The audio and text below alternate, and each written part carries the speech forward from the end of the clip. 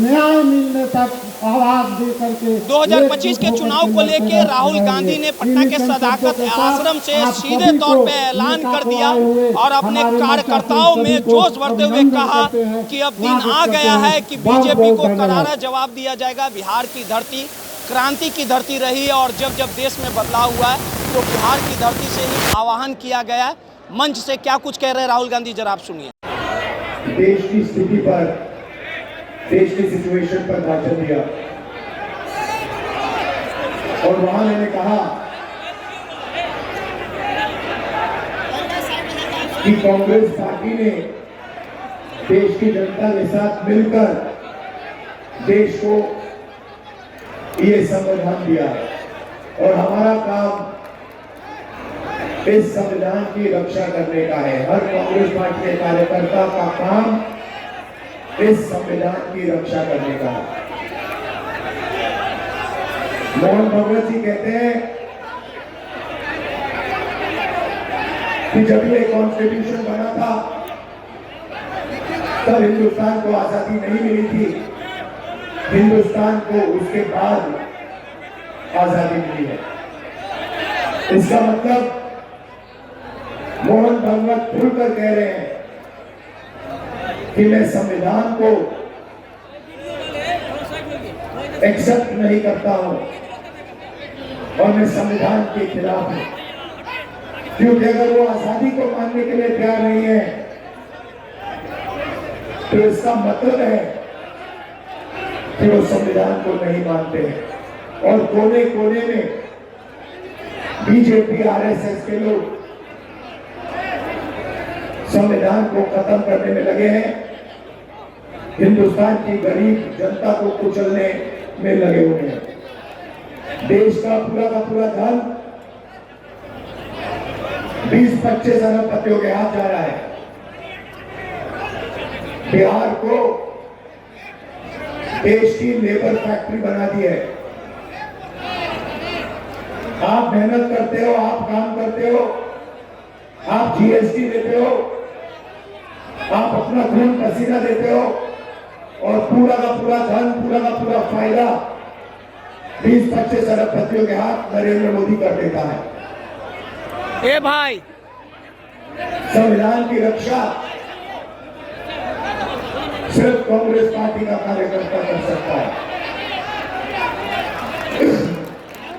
और मैं आपको एक और बात बोलना चाहता हूं कि ये विचारधारा की लड़ाई है और दो विचारधाराओं के बीच में लड़ाई है, ये भूलिए मत। एक संविधान की कांग्रेस पार्टी की विचारधारा,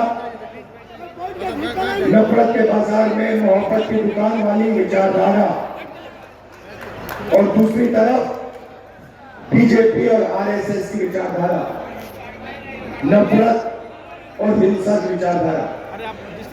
इन दोनों के बीच में लड़ाई चल रही है और मैं आपको कह सकता हूं कि बीजेपी का मुकाबला विचारधारा से ही होगा, कांग्रेस पार्टी की विचारधारा से ही होगा और बीजेपी का मुकाबला सिर्फ कांग्रेस पार्टी का कार्यकर्ता और उसकी विचारधारा कर सकती है।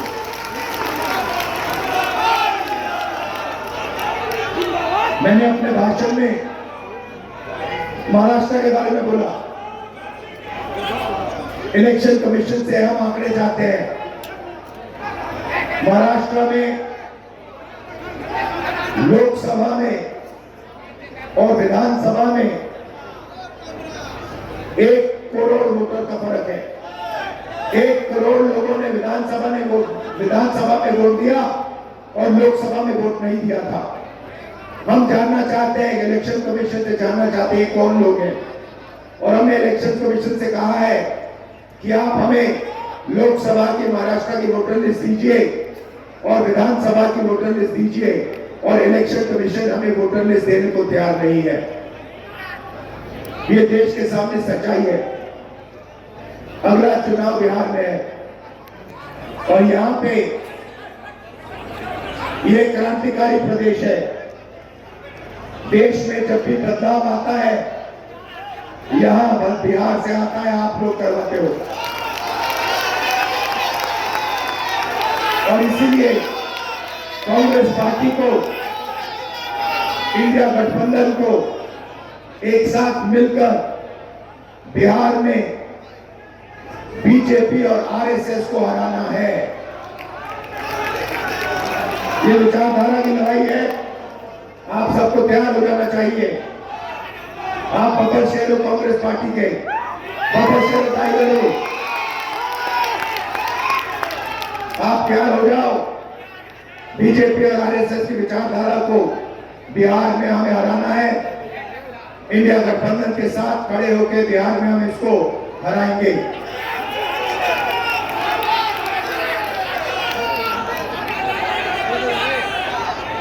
आप सब